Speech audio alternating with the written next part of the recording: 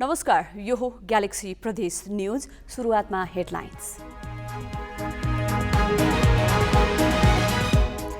बागमती प्रदेशका मुख्यमन्त्री र पूर्व मुख्यमन्त्री बीच आरोप प्रत्यारोप। सरकारले राजनीतिक संस्कार बिर्सेको साक्यको आरोप।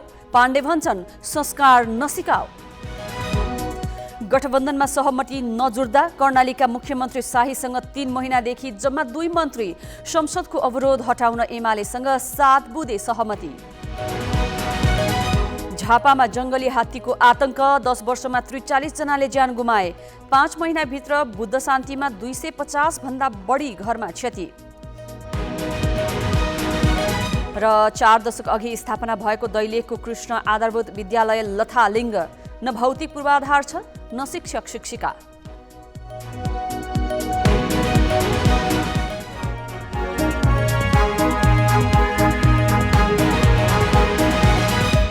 अब न्यूज विस्तारमा। बागमती प्रदेश सभाको वार्षिक उत्सव कार्यक्रममै सत्तापक्ष र प्रतिपक्ष बीच आरोप प्रत्यारोप भएको छ। प्रदेश सभाको 5औं वर्षमा प्रवेश गरेको अवसरमा आयोजित कार्यक्रममा सांसद र मन्त्रीहरूकै उपस्थिति न्यून थियो। सभामुख सानुकुमार श्रेष्ठले सबैलाई नबोलाएका कारण उपस्थिति न्यून भएको मुख्यमन्त्री राजेन्द्र प्रसाद पाण्डेले दाबी गरे। एकजना साथीले फोन गर्नुभएको छ, ह्यान्ड फ्री गरेर मैले सुनेको छु। फोन गर्दा म आउँदिनँ, तपाईँले हामीलाई राम्रो व्यवहार गर्नु भएन, तपाईँले समेट्न कोसिस गर्नु भएन, हामी सबै दलका साथीलाई बोलाएर कुरा गर्नु भएन, समितिको सभापति छान्ने बेलामा पनि तपाईँले एकलौटी गर्नुभयो, एउटा पार्टीको कार्यकर्ता बन्नुभयो भनेर उनले भनिरहँदा सभामुखले होइन त्यसो होइन, आउनुहोस् बसौँ सल्लाह गरौँ, तपाईँहरूका गुनासो पनि म सुन्छु, म मिलाउँछु भन्नु पर्थ्यो। तर हामी आउँदैनौँ भन्दा उहाँले हुन्छ भन्नुभयो।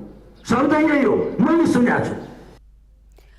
कार्यक्रममा बागमती प्रदेश सरकारका 18 मन्त्री मध्ये 6 जना मात्रै उपस्थित थिए। मुख्यमन्त्री पाण्डे सहभागी कार्यक्रममा प्रतिपक्षी दलकी नेत्री अष्टलक्ष्मी शाक्यले सरकारले जनभावना अनुसार काम गर्न नसकेको र राजनीतिक संस्कार बिर्सेको जस्ता आरोप लगाइन्। धेरै संस्कारयुक्त हुनुपर्ने र हामी अझै चाहिँ मर्यादित हुनुपर्ने, अझै हामीले चाहिँ यो संसदीय संस्कार र संसदीय मर्यादा अनुसार चाहिँ हामीले चाहिँ आफूलाई रूपान्तरित गर्नुपर्ने, लोकतान्त्रिक ढङ्गले हामी चाहिँ आफ्नो शैली र व्यवहारहरूलाई चाहिँ रूपान्तरित गर्नुपर्ने, यो महसुस चाहिँ भइराखेको छ मलाई। मुख्यमन्त्री पाण्डेले राजनीतिक संस्कार नसिकाउन साक्यलाई चेतावनी दिए। उनले एमाले जनतालाई झुक्क्याउन सुरुङ मार्ग र विद्युतीय बसको योजना ल्याएको आरोप पनि लगाएका छन्। आफ्नो कुरा बोलिसकेर मुख्यमन्त्रीले उत्तर दिन आउँदा चाहिँ हामी बस्दैनौँ भनेर हिँड्नुहुन्छ, हुँदैन? यो संस्कार हो कि होइन? कुरा बोल्ने अनि उत्तर सुन्ने बेलामा संसद छोडेर हिँड्ने, यो चाहिँ संस्कार कहाँबाट सुरु भयो? त्यस हुनाले म संस्कार र मर्यादा इमान्दारपूर्वक पालना गर्नको लागि अष्टलक्ष्मी शाक्य प्रतिपक्ष दलको नेतासँग अहिले पनि हात मिलाउन तयार छौँ, लम्काउनु साथ। प्रदेशसभा 5औं वर्षमा प्रवेश गरे पनि प्रदेशसभा भवन निर्माण भने अधुरै छ। बागमती प्रदेशले 4 वर्ष पूरा गर्दा 61 वटा ऐन बनाएको छ भने केही ऐन बनाउन अझै बाँकी छ। समारोहमा उत्कृष्ट कर्मचारी र मर्यादा पालकलाई पुरस्कृत गरिएको थियो। कर्णाली प्रदेशमा संसदको गतिरोध खुलाउन सरकार र प्रतिपक्ष दल नेकपा एमाले बीच 7 बुँदे लिखित सम्झौता भएको छ। सम्झौतामा 15 लाख भन्दा कम रकम विनियोजन गरिएका योजना कार्यान्वयन नगरिने, मुख्यमन्त्री रोजगार कार्यक्रम सञ्चालन सम्बन्धी कार्यविधि सुधार गर्ने, पूर्वाधार विकास कार्यक्रम सञ्चालन गर्दा गत वर्ष नै दायित्व सृजना भइसकेका योजनाको अलग्गै बजेट व्यवस्था गर्ने लगायतका छन्। यसअघि नेकपा एमाले आफ्ना माग सम्बोधन नगरेको भन्दै प्रदेशसभा अवरोध गर्दै आएको थियो। सत्ता साझेदार दलबीच भागभण्डा नमिल्दा कर्णाली प्रदेश सरकारको मन्त्री परिषदले अझै पूर्णता पाएको छैन। सरकारको नेतृत्व परिवर्तन भएको 3 महिनासम्म पनि प्रदेशका 5 मन्त्रालय मन्त्रीविहीन छन्। कार्तिक 16 गते मुख्यमन्त्री बनेका कांग्रेसका संसदीय दलका नेता जीवन बहादुर साईले अहिलेसम्म 2 जना मात्रै मन्त्री बनाएका छन्। साईको नेतृत्वमा सरकारमा माओवादी केन्द्र र समाजवादीबाट एक-एकजना मन्त्री बनेका हुन्। मन्त्रीका आकाङ्क्षी धेरै रहेका र गठबन्धनमा आबद्ध भएका दल आफ्नो अडानबाट पछि नहटेपछि सरकार विस्तारको बाधा फुकाउने जिम्मा केन्द्रीय गठबन्धनलाई दिएको छ। केन्द्रमा कङ्ग्रेस सभापति शेरबहादुर देउवा, माओवादी केन्द्रका अध्यक्ष पुष्पकमल दाहाल, नेकपा एकीकृत समाजवादीका अध्यक्ष माधव नेपाल बीच हुने सहमतिको आधारमा कर्णालीमा मन्त्रालयको टुङ्गो लाग्ने कर्णालीको सत्ता गठबन्धनले बताएको छ। प्रदेशसभामा 12 सदस्य रहेको माओवादीले 4, 3 सदस्य रहेको एकीकृत समाजवादीले 3 र 6 सदस्य रहेको कङ्ग्रेसले 2वटा मन्त्रालय पाउनुपर्ने दाबी गर्दै आएका छन्। कर्णालीमा पार्टीको आन्तरिक कलह समाधानदेखि सत्ता राजनीतिको निकाससम्ममा प्रदेशले केन्द्रकै भर पर्नुपर्ने अवस्था देखिएको छ। सरकार विस्तारमा भएको ढिलाइले गठबन्धनमाथि प्रश्न उठेको छ। कर्णाली बनाउनका निम्ति बनेको सरकार भएको भए आफूले नपाए पनि कर्णाली बन्छ भन्ने हिसाबले मान्छेहरूले विचार गर्थे होलान्। त्यसकारणले अहिले सत्ता गठबन्धनको जुन को समूह छ त्यो कर्णाली बनाउनका निम्ति होइन, आफू बन्नका निम्ति आतुर छन्। त्यसकारणले उहाँहरू त्यो समस्यामा पर्नु भएको होला भन्ने मलाई लाग्छ। प्रदेशबाटै विवाद सुल्झाउने छाँटकाँट नदेखिएपछि समाधानको लागि गठबन्धनमा शीर्ष नेतृत्वलाई जिम्मा दिएको छ। यता माओवादी केन्द्रले गैर सांसदलाई मन्त्री बनाउने तयारी अघि बढाएपछि पार्टीभित्र असन्तुष्टि बढेको छ। माओवादी केन्द्रले हिमाली समुदायको प्रतिनिधित्वको लागि भन्दै हुम्लाका कार्चेन लामालाई मन्त्री बनाउन निर्देशन दिएर तयारी थालेपछि असन्तुष्टि बढेको हो। अर्कोतिर संसदमै हाम्रो तपाईँ 4 वर्षमा यो बहस र चाहिँ पैरवी भइ नै राखेको छ। संसदको भूमिका के, सरकारको भूमिका के, हामी विभिन्न खालको न सत्तापक्ष न प्रतिपक्ष भनेर चाहिँ संसद एकमुष्ट हामी लडेर आइरहेछौँ। प्रदेशको चाहिँ अब समृद्धि विकास कसरी हुन्छ भन्ने विषयमा अब यो खालको एउटा खारिएर आएको चाहिँ तपाईँको पङ्क्तिलाई अब बाइकट गरेर अब अहिले तपाईँको चाहिँ न्यू एउटा कुनै पब्लिकबाट चाहिँ तपाईँको 6 महिना अब भोटिको फेर लगाइदिएर अब यहाँ के निस्किन्छ त? त्यसले भन्दा केही निस्किनेवाला छैन। त्यसले गर्दा अझै क्षति बिहोर्नु पर्छ कि यहाँ व्यक्तिको के भन्दा पनि हाम्रो आफ्नो इच्छा आकाङ्क्षा भन्दा पनि गठबन्धन टिकाउन जस्तो सुकै सम्झौता गर्न पनि तयार देखिएका नेताहरूले सरकार विस्तारको विषय केन्द्रमा पुगेकाले छिट्टै टुङ्गिने बताउँदै आएका छन्। मुख्यमन्त्री जीवन बहादुर साईले भने मन्त्री परिषद विस्तार ढिला भए पनि मन्त्री नभएकै कारण कुनै पनि काम नरोकिएको जिकिर गर्दै आएका छन्। ग्यालेक्सी फोकेका लागि क्यामेरामा विकास खत्रीका साथमा सुदीप पुरीको रिपोर्ट। जंगली हात्तीले झापाको बुद्धशान्ति गाउँपालिकामा वितण्डा मचाएको छ। मेची नगरपालिकाको सिमानामा पर्ने आदर्श सामुदायिक वन क्षेत्र हुँदै गाउँ पसेको हात्तीको बथानले घर भत्काउने, अन्नबाली नष्ट गर्ने गरेपछि स्थानीय चिन्तित बनेका छन्। जंगली हात्तीले बुद्धशान्ति गाउँपालिकामा मात्रै 5 महिना यता 250 भन्दा बढी घरमा क्षति पुर्याएको छ। रातको समयमा मात्रै गाउँ पस्ने हात्ती धपाउन गाउँलेले अनेकन प्रयास गरे पनि सफल भने हुन सकिरहेका छैनन्। हात्तीले हामीलाई यस क्षेत्रमा यति हैरान बनाएको छ, यति दुःख दिइरहेको छ। हामी एकदम पीडित छौँ। पीडित भन्दा पनि प्रताडित भइरहेको अवस्था छ। हात्तीले ठुलो आतंक नै सृजना गरेको छ। अब जुन अमन चयन भन्ने छ, एउटा शान्ति सुरक्षा पाउने जुन जनताले हो, त्यसबाट हामी एकदम विमुख भएका छौँ। राति सुत्न पाएका छैनौँ। 6 महिना अथवा वर्ष दिन भइसक्यो। हात्ती धपाउन प्रहरीले पनि उनीहरूलाई सहयोग गर्ने गरेको छ। तर पुल्ठो बाल्ने, टर्च लाइट लगाउने, पटक्का पड्काउने गर्नाले हात्ती आफै आतंकित भएर बढी क्षति पुर्याउने गरेको छ। कतिपय समयमा त गाउँले समेत हात्तीको आक्रमणमा पर्ने गरेका छन्। जान्छ कि भने आफू बचाउन गएको हात्ती सबैतिर टर्च लगाएको थियो, गुटुटुक कुदेर आयो। त्यसमा म लडेपछि हात्तीले थितेर भागो अरे। म त्यतिखेर घाइते भएँ, मैले थाहा पाइनँ। दिनमा काम र रातिको समयमा जागराम बस्नु बुद्धशान्तिवासीलाई आजभोलि बाध्यता बनेको छ। हात्ती घरमा नपसोस् भनेर यहाँका गाउँलेले प्रत्येक घरमा रातमा नाङ्गो तारमा बिजुली छाड्ने गरेका छन्। तर सोही तारका कारण अर्को दुर्घटना होला कि भन्ने त्रासमा गाउँले आफै छन्।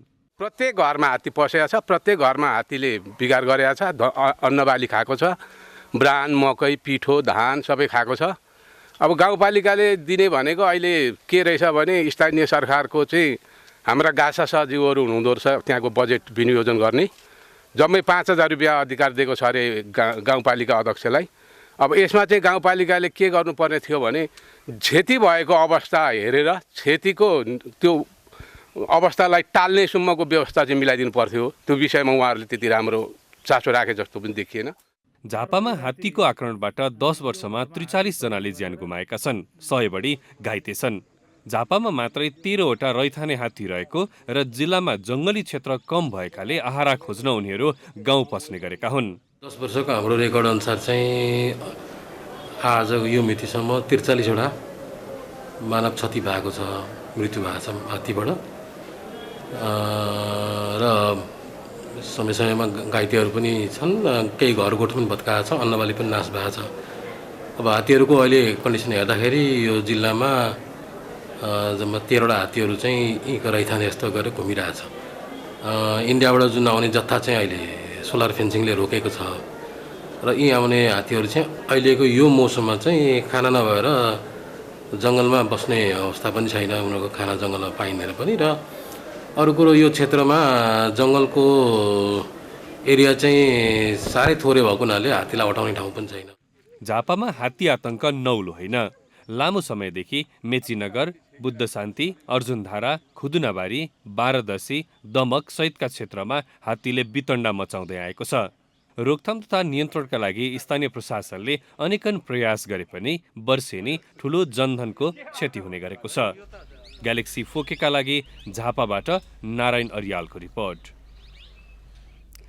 ग्यालेक्सी 4K को प्रसारण तपाईँ काठमाडौँ उपत्यकामा रेडियो ग्यालेक्सी 101.8 मेगाहर्जमा पनि सुन्न सक्नुहुन्छ। प्रदेश न्युज जारी छ, अहिलेलाई ब्रेक।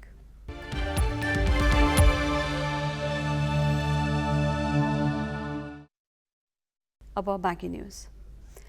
मानिसमा सही र गलत छुट्याउन सक्ने क्षमताको विकास र विवेकपूर्ण निर्णय लिन सक्षम बनाउने काम शिक्षाले गर्छ। शिक्षित व्यक्ति राज्यको महत्त्वपूर्ण सम्पत्ति हुने भएकाले सरकारले प्राथमिकता साथ यसमा ठूलो रकम लगानी गरेको छ। तर शहरी क्षेत्रमा शिक्षामा केही उपलब्धि हासिल भए पनि ग्रामीण र दूरदराजमा भने शिक्षाको अवस्था निकै कमजोर छ। जीर्ण भवन छ, चुइन्छ, कक्षा कोठा छन्, झ्यालढोका छैनन्, पाल परेको बोर्ड छ। केही पाल परेको बोर्डमा शिक्षकले भविष्यका कर्णधारलाई ज्ञानका कुरा सिकाइरहेका हुन्छन्। विद्यार्थी धुलोमै बसेर सुनिरहेका हुन्छन्। फर्निचर छैनन्, शौचालय छात्र मैत्री छैन। यो अस्तव्यस्त दृश्य दैलेखको कर्णाली भनेर चिनिने ठाटीकाँध गाउँपालिका स्थित कृष्ण आधारभूत विद्यालय हो। विद्यालयको पूर्वाधार जति जीर्ण छ, पठन पाठन उत्तिकै कमजोर छ। 2 वर्षदेखि विज्ञान शिक्षक छैनन्। विद्यार्थी सो अध्ययनकै भरमा परीक्षामा सहभागी हुन्छन् र शहरका महँगा विद्यालयमा अध्ययन गरेका विद्यार्थीसँग प्रतिस्पर्धामा उत्रिन्छन्। नियमित रूपमा हाम्रो पढाइ भएका छैनन् र दुई विषय हाम्रा नियमित रूपमा पढाइ भएका छैनन्। विज्ञान र पेशा विषय हामीहरूको पढाइ नभएकाले हामीहरूले पढ्नै पाएका छैनौँ। त यो स्कुल खुलेसम्म पहिला पनि यस्तै भयो। यो 2-3 चोटि 3-4 सरहरूको कमी छ यो विद्यालयमा र अनि यो विद्यालयमा पढाइ हुन सकेको छैन र हामीले विज्ञान विषय के गर्ने हो, हामीले विज्ञान विषयको ज्ञान लिन पाएका छैनौँ। 2032 सालमा स्थापना भएको विद्यालयमा बाल विकासदेखि कक्षा 8 सम्म पढाइ हुन्छ। कुल 186 जना विद्यार्थी अध्ययनरत विद्यालयमा शिक्षकको संख्या न्यून छ। विद्यालयमा 6 जना शिक्षक शिक्षिका कार्यरत छन्। शैक्षिक वातावरण अलि राम्रो छैन। यहाँका सरहरू अब खासै नियमित आउँदैन। फेरि दरबन्दी पनि 3 जनाको मात्रै छ। 3 जना मध्ये 1 जना मात्रै छ अहिले। 3 जना मध्ये 1 जना मात्रै। 1 जना सरवा लिन गएछ। 1 जना रिक्त खाली नै छ, त्यसको विज्ञापन गरेछौँ। अनि त्यो विज्ञापन चाहिँ अब परीक्षाको तयारीमा छ, कहिले हुन्छ। विद्यालय निर्माणका लागि पटक पटक गाउँपालिका र प्रदेश सरकारसँग अनुरोध गरिएको प्रधानाध्यापक चौधरी बताउँछन्। तर आश्वासन बाहेक केही आएको छैन। स्थानीय सरकार मार्फत विद्यालय रहे पनि पालिकाले विद्यालय भवन निर्माणका लागि बजेट छुट्याएको छैन। विद्यार्थी बस्ने व्यवस्थामा राम्रो छैन। विद्यार्थी अनुपातमा खेल्ने मैदान पनि छैन, चर्च पनि छैन। सम्भवतः यो खाट विद्यालय चल्ने ठाउँमा किशोरीहरूको सङ्ख्या बढी हुन्छ त्यहाँ महिनावारी भएको समस्यामा उनीहरूलाई छुट्टै छात्रा शौचालय छैन, त्यो कुरा माग गरिरहेका छौँ र सम्बन्धित निकायले पनि अब हुन्छ हामी भएसम्म गरौँला भन्ने कुरा हुन्छ, अहिलेसम्म त्यस्तो सुनवाई भएको अवस्था छैन। पालिकाको नारामा व्यावसायिक शिक्षालाई जोड दिने भनिएको छ, तर पालिकाभित्रकै यो विद्यालयको अवस्था देखेको नदेखे गरेको छ। ग्यालेक्सी फोकेका लागि दैलेखबाट भक्तबहादुर शाहीको रिपोर्ट। असार 1 गतेको बाढीका कारण घरबार विहीन बनेका सिन्धुपाल्चोकको बरुवाका विस्थापित अझै टेन्ट र टहरामै बस्न बाध्य छन्। कठ्याङ्ग्रिँदै चिसो मौसममा दिन बिताइरहेका बाढी प्रभावित सुरक्षित आवाससहित बस्ती स्थानान्तरणको पर्खाइमा छन्। बाढीबाट विस्थापित 5 पोखरी थाङपाल 2 बरुवाका स्थानीय सुरक्षित ठाउँमा घर कहिले बनाउन पाइएला भन्ने चिन्तामा छन्। एङ्ग्री खोला तटीय क्षेत्रमा बस्दै आएका उनीहरूको न कतै जग्गा छ न त बस्ने घर नै। जोखिमयुक्त बस्ती सार्नुपर्ने विज्ञको सुझावपछि सुरक्षित वासस्थानको खोजीमा भौतारिएका स्थानीयलाई हिउँदभित्रै घर बनाउने पिरलो छ।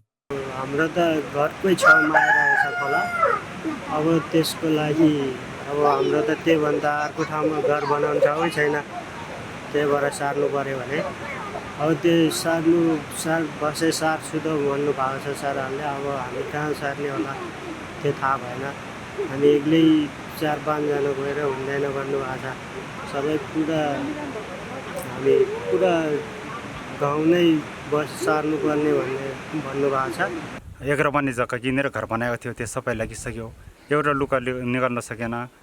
मेरो अब जान परिवार मात्रै बचाउन सक्यो। त्यही कारणले म अब बाजेको थप्के डाले गाउँमा थियो, डाले गाउँमा अब मेरो घर बनाउँछु भन्यो भने त्यसमा घर बनाउनलाई अब यो जोखिम ठाउँ भनेर मैले घर बनाउन सकेन। किनेर बस्छ भन्यो 1 रुपियाँ पनि छैन।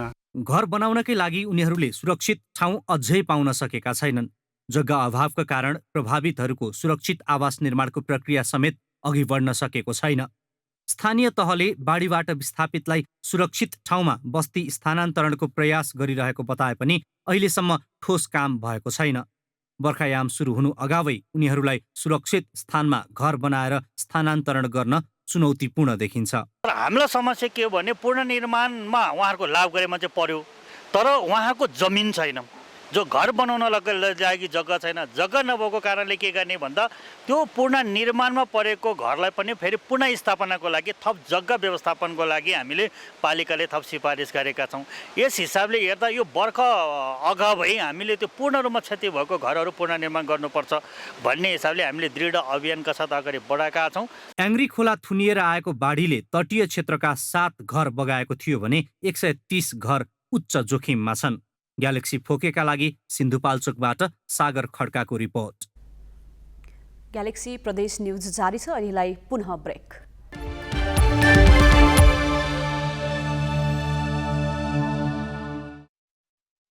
ब्रेकपछि बाँकी न्यूज।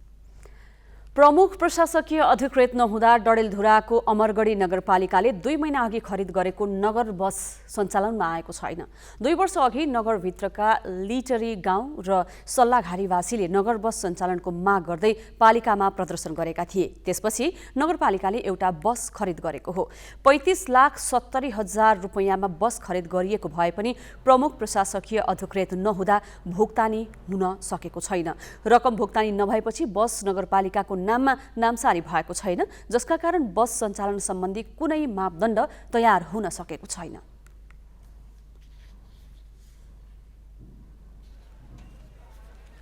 कार्यालयले पेमेन्ट नगर्दासम्म अमरगढी नगरपालिकाका नाममा यो बस रहँदैन। अमरगढी नगरपालिकाका नाममा बस नआउँदासम्म हामीले सडकमा उडाउन सक्दैनौँ, किनकि यसका केही कानुनी जटिलताहरू छन्, कानुनी बाध्यताहरू छन्। यसको थर्ड पार्टी बिमाका कुराहरू हुन्छ, यात्रु बिमाका कुराहरू हुन्छ। यो गर्नका लागि पहिला अमरगढी नगरपालिकाको नाममा आएको बस मात्रै हामीले इन्सुरेन्स गर्छौँ, त्यस कारण गर्न सक्छौँ, कानुनी बाध्यता हो। पूर्व प्रशासकीय अधिकृत नभएका कारणले बस हामीले अगाडि बढाउन सकेका छैनौँ। राजनैतिक खिचातानीका कारण नगरपालिका प्रमुख प्रशासकीय अधिकृत विहीन भएको नगरवासीको आरोप छ। बर्दियाको बढैयाताल गाउँपालिका सतपतियामा ट्रिपरले ठक्कर दिँदा 2 जनाको मृत्यु भएको छ भने 3 जना गम्भीर घाइते भएका छन्। सोमबार बेलुका 8 बजे ट्रिपर अनियन्त्रित भई घर अगाडि आगो तापिरहेका 5 जनालाई ठक्कर दिएको हो। दुर्घटनामा सोमबहादुर विकको घटनास्थलमै र रामु थारूको उपचारका क्रममा नेपालगञ्ज स्थित नर्सिङ होममा मृत्यु भएको हो। दुर्घटनामा घाइते भएका प्रमिला चौधरी, चमेलिया थारू र ट्रिपरका सहचालक लक्ष्मण सुनारको नेपालगञ्ज नर्सिङ होममा उपचार भइरहेको छ। पीडितका आफन्त एवं स्थानीयले मृतकलाई उचित क्षतिपूर्ति र घाइतेको सम्पूर्ण उपचारको माग गर्दै मैना पोखर भोला गौडी सडक अवरुद्ध पारेका छन्।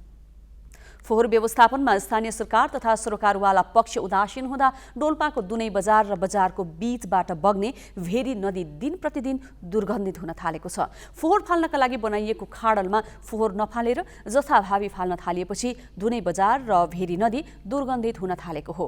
वातावरणमा पर्ने असरबाट नागरिकलाई जोगाउन र सहरलाई सुन्दर बनाउनकै लागि ठुली भेरी नगरपालिकाले नेपाल जलवायु परिवर्तन कार्यक्रम NCCASP सँगको सहकार्यमा दुनैमा करिब 34 लाखको लागतमा खाडल निर्माण गरेको थियो। तर फोहोर फाल्नका लागि साधन नभएकाले समस्या भएको नगरपालिकाले जनाएको छ। स्थानीय सरकारले फोहोर व्यवस्थापनमा ध्यान नदिएकै कारण बजारबाट हरेक दिन उत्पादन हुने फोहोर भेरीमा फाल्नुको विकल्प आफूहरूसँग नभएको नगरवासीको भनाइ छ। समस्यालाई लिएर स्थानीय सरकार र सरोकारवाला पक्ष पूर्ण रूपमा बेखबर भएको आरोप उनीहरूको छ। बुटवलको बुटवल मण्डपमा निर्माणाधीन अन्तर्राष्ट्रिय स्तरको प्रदर्शनी स्थल र सभा हल निर्माण सुरु भएको 2.5 वर्षसम्म अधुरै छ। 2076 जेठ 13 गते शिलान्यास गरी निर्माण कार्य सुरु भएको प्रदर्शनी स्थल र सभा हल 27 महिनामा सम्पन्न गर्ने भनिए पनि 2 पटक म्याद थप्दा 36% मात्रै काम सकिएको छ। बुटवलको रामनगर स्थित पूर्व पश्चिम राजमार्गको छेउमा रहेको 16 बिघा क्षेत्रफलमा बुटवल प्रदर्शनी केन्द्र र अन्तर्राष्ट्रिय सभा हल निर्माण थालिएको हो। सभा हल निर्माणको जिम्मा ग्लोबल टेन्डर मार्फत क्यापासिट इन्फ्रा प्रोजेक्ट्स गौरी पार्वती जेभीले पाएको छ। प्रदर्शनी स्थलमा 838 स्टल रहनेछन् भने 1000 जना क्षमताको सभा हल सूर्यचन्द्र आकृतिमा बन्नेछ। सभा हल र प्रदर्शनी स्थलको लागत 1 अर्ब 2 करोड रुपैयाँ रहेको छ। डडेलधुरामा अवैध रूपमा सिसमका रुख कटानमा संलग्न रहेको आरोपमा पक्राउ परेका व्यक्तिलाई सरकारी वकिलको राय नलिई छाडिएको छ। भुवनेश्वरी नमुना मावि परिगाउँका प्राध्यापक डम्बर थ्वाल र विद्यालय व्यवस्थापन समितिका अध्यक्ष खडक बोहरालाई डिभिजन वन कार्यालयले राय नलिई छोडेको हो। जिल्ला न्यायाधिवक्ता मोहिनी जोशीका अनुसार सरकारी वकिलको राय लिएर छोड्नुपर्छ कि त अनुसन्धान अधिकृतले आफै छोडेर सरकारी वकिललाई जानकारी दिनुपर्छ। तर दुवै काम भने त्यहाँ गरिएको छैन। माघ 3 गते डिभिजन वन कार्यालय डडेलधुराको अनुमति बिना भुवनेश्वरी नमुना मावि परिगाउँ हाताभित्र रहेका ती रुख अवैध रूपमा काटिएको थियो। भवन र मैदान बनाउने न्युमा व्यक्तिगत स्वार्थका सिसम, हल्दु, साल र खयरका 100 रुख कटान गरी लुकाइएको थियो। ग्यालेक्सी प्रदेश न्यूज सक्नु अघि हेडलाइन्स।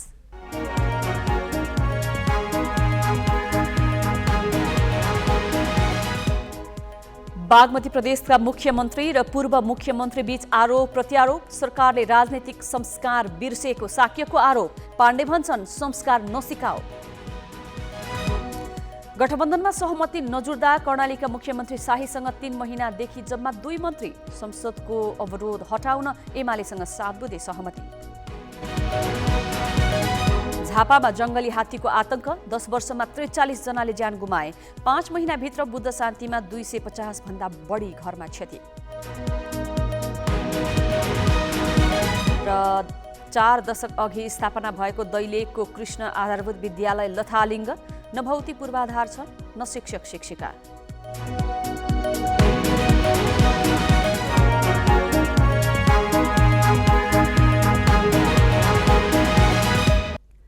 ग्यालेक्सी प्रदेश न्यूज अहिलेलाई सकियो। राति 8 बजे ग्यालेक्सी न्यूज आवर लिएर आउनेछौँ। नमस्ते।